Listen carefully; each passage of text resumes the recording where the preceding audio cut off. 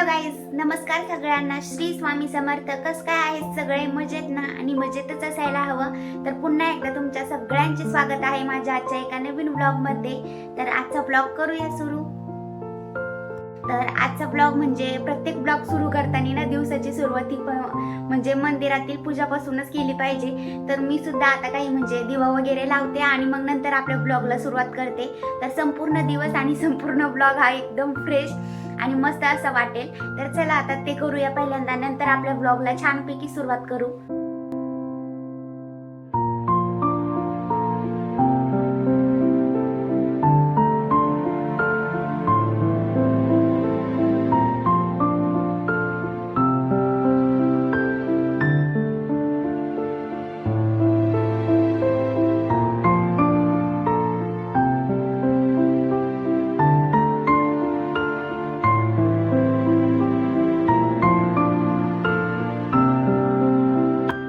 आता फायनली म्हणजे देवपूजा वगैरे सर्व काही उरकून घेतले, घरातलं काम पण. तर आता आपल्या ब्लॉगला म्हणजे सुरुवात करायला काही हरकत नाही. देवपूजा केली ना संपूर्ण ब्लॉग पण इतका म्हणजे फ्रेश वाटतो. मला तरी त्याची सुरुवात आहे ना देवपूजापासून करायला आहे ना पर्सनली खूप आवडतं. प्रत्येकाचं काय असं नसतं, पण तरी पण मला आवडतं, कारण की दिवसाची सुरुवातच आपण मंदिरातील पूजापासून केली ना तर संपूर्ण दिवसभर म्हणजे ना एक वेगळी शांती भेटते मनाला पण, आणि दिवस पण इतका छान जातो ना. काहीच वेगळं काही म्हणजे वाईट असं घडण्याची शक्यता पण नसती, काहीच नाही. तर स्वामी समर्थांचा पण नेहमी हात आहे आपल्या डोक्यावर. तर दिवसाची सुरुवात ही देवपूजापासूनच केली पाहिजे. तर मस्त असा दिवस जातो, त्याचबरोबर मनाला शांती भेटते, ती वेगळीच असती. तर सकाळचे म्हणजे एक 10-5 मिनिटं तिथं देवपूजेला दिले ना तर संपूर्ण दिवस माझा एक छान प्रकारे जातो. माझा तरी जातो दिवसात एका वेगळं मस्त शांत आणि मनाला शांतता वाटते पण. तर चला आता देवपूजा वगैरे करून घेतली आणि आरू आणि तिचे पप्पा दररोज सकाळी आणि संध्याकाळच्या आरतीला तर मंदिरात जातच असतात. रेग्युलर त्यांची ती ड्युटीच आहे, ते जातातच.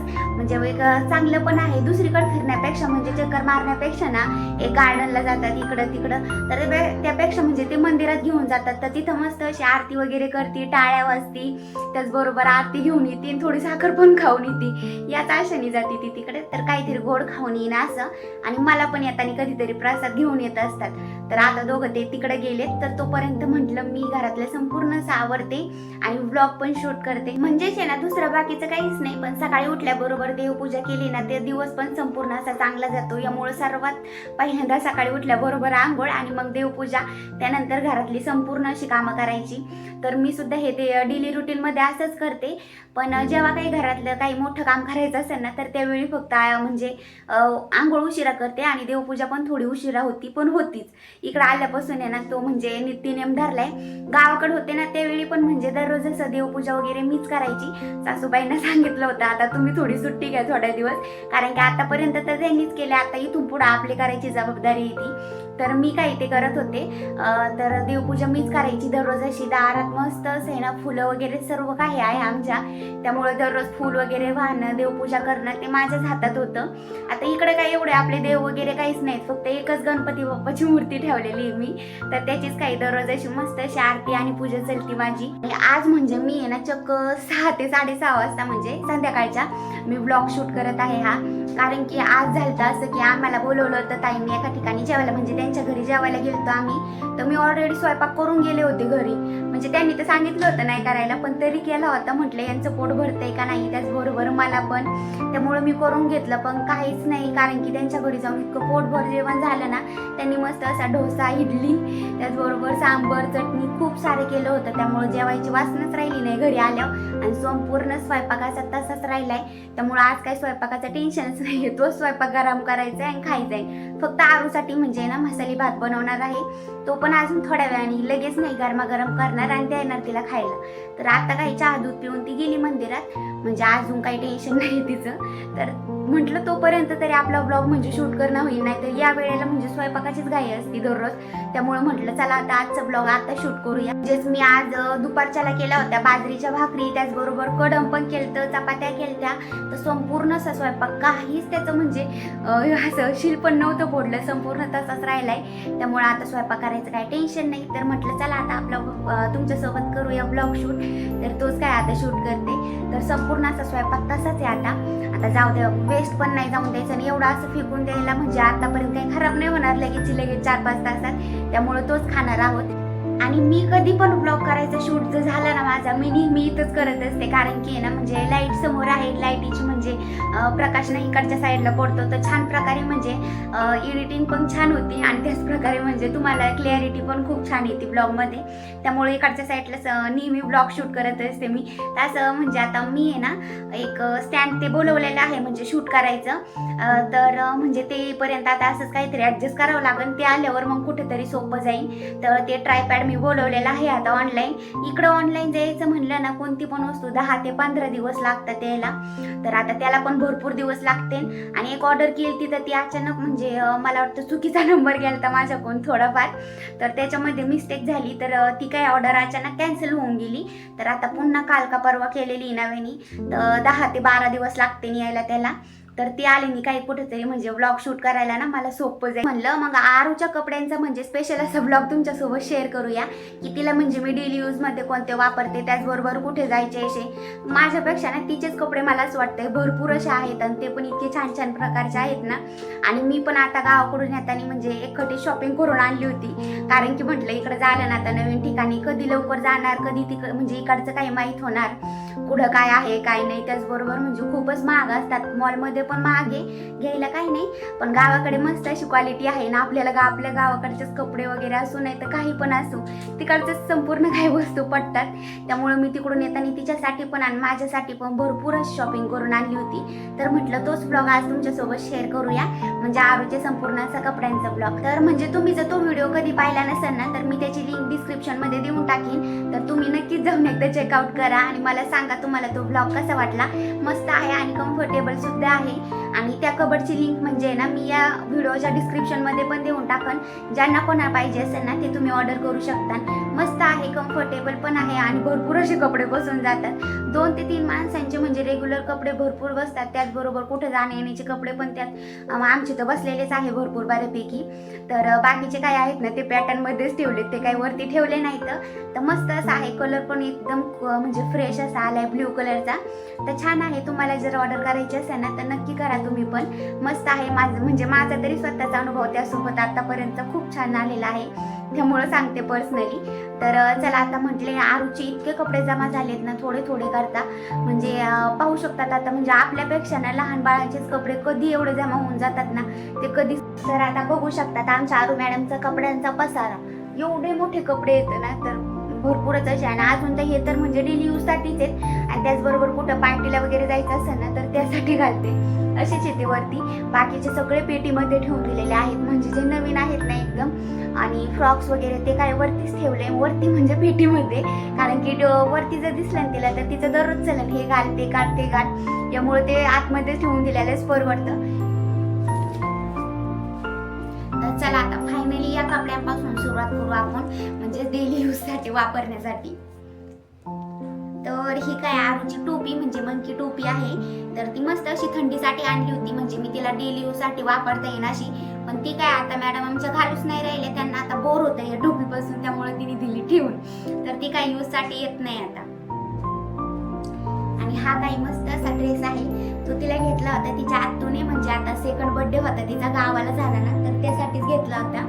तर मस्त असं आहे, म्हणजे खाली अशी ना प्लाझो टाईप मस्त अशी पॅन्ट पण आहे, फक्त आहे ना ही कंबरला म्हणजे तिला असं टाईट होते थोडं, त्यामुळे हा एक. आणि त्याच्यावरती आहे ना हा एक मस्त असा टॉप, आणि हा एक मस्त असा टॉप, म्हणजे याचे आहे ना फुल बाह्या आहेत, कारण की त्यावेळी खूप थंडी होती ना, यामुळे तिला फुल बाह्याचेच आणलं होतं त्यांनी. आणि मला शक्यतो आहे ना फुल बाह्याचे ड्रेस तिच्यासाठी आवडतात, कारण की दिवसभर हात पण उघडे राहत नाही, काहीच नाही. आणि म्हणजे कसं दिवसभर इकडे तिकडे खेळते ना, त्यामुळं पडलं तरी पण एवढं लागत नाही, काही नाही. तर हा तिला आहे ना म्हणजे मी इकडं कुठं पार्टी वगैरे असली किंवा कुठं जायचं असलं ना तरच घालते, कारण की अजून मस्त आहे. साधारण 2 ते 3 वेळाच फक्त त्याचा यूज झालाय. फक्त एवढंच आहे की म्हणजे याची आहे ना थोडी इलास्टिक जरा जास्तच टाईट आहे तिच्या कमराला, आणि लॉंग पण आहे, जरा लॉंग असं नका पण इलास्टिक जास्त आहे ना, त्यामुळे ती इरिटेट होती त्यापासून. तर हेच काही नाही. हा एक माझ्या मम्मीने घेतलेला आहे तिला, म्हणजे तिच्या आजीने.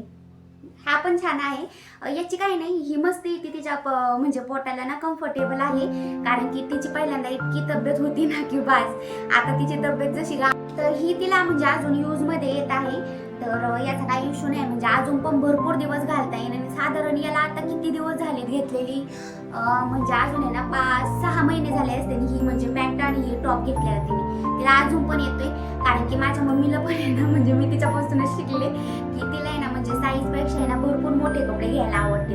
माझी आजी पण मला अशीच करायची, ती पण आता आरूला अशीच करते आणि मी पण पर्सनली तिला असंच करते, कारण की लॉंग कपडे घेतले ना म्हणजे मोठे साईजचे तर ते भरपूर असे दिवस टिकतात पण आणि जातात पण तिला यामुळं. तर हे काय तिने घेतलेलं आहे आणि हा एक टॉप त्याच्यावर,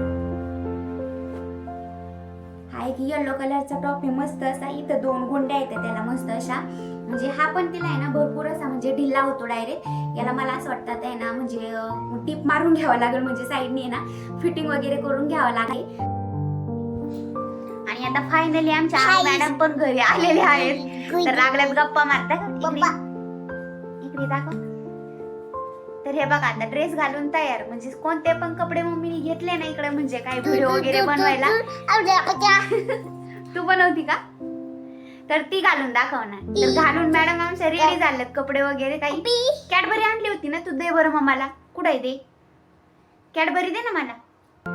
तर तिने आणली आता कॅडबरी, पण मी काही फोडून दिली नाही तिला खायला, कारण की एकदा खायला सुरुवात केली का बस. आता 5 वाजता आईस्क्रीम खाल्ली, आता कॅडबरी, मज्जाच आहे आरूची, है ना रू? तर चला आता म्हणजे ना करू व्हिडिओ बनवायला सुरुवात, कारण की आरू आली ना तर माझं काहीतरी टाइमपास झाला त्याच्यात.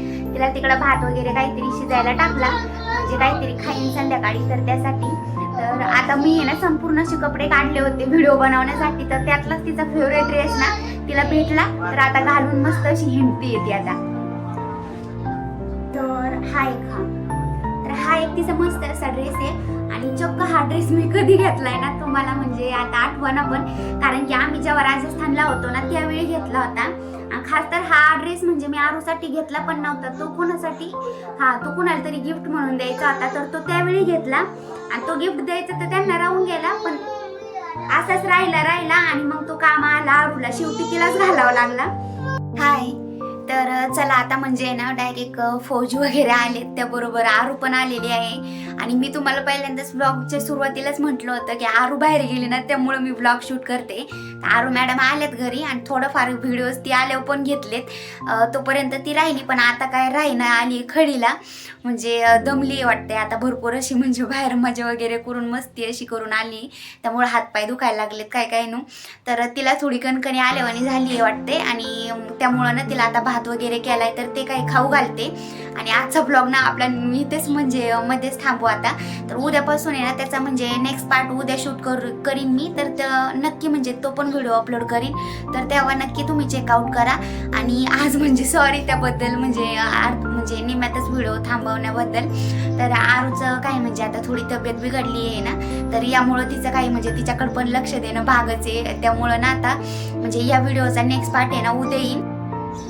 आणि चक्क आता मी आहे ना इथं स्वेटर वगैरे घालून तयार झालेले होते. आता तुम्ही म्हणताल मार्च महिना लागलाय आणि स्वेटर वगैरे घातलाय म्हणजे, तर अजून पण इथं रात्रीच्या वेळी ना म्हणजे भरपूर अशी थंडी लागतीच, त्यामुळे सगळेजण इथं भरपूर असे अजून पण स्वेटर वगैरे घालतात. म्हणजे दिवसभर एवढी नाही लागत, दिवसभर बऱ्यापैकी चांगलं ऊन लागतं, पण रात्री जसं दिवस मावळून जाईल ना 6-6:30 नंतर भरपूर अशी थंड हवा लागते, यामुळे स्वेटर घालावंच लागतं. म्हणजे मी पण घालते, आरू तर आमची घालत नाही, तिला स्वेटरची ॲलर्जी झाली त्यामुळे तिथं आता घालतच नाहीये, पण तिला फुल बाहेरचं शर्ट वगैरे घालते, त्यामुळे स्वेटर वगैरे घालून घेतले आणि संपूर्ण असं घरातलं काम पण आवरलंय आता.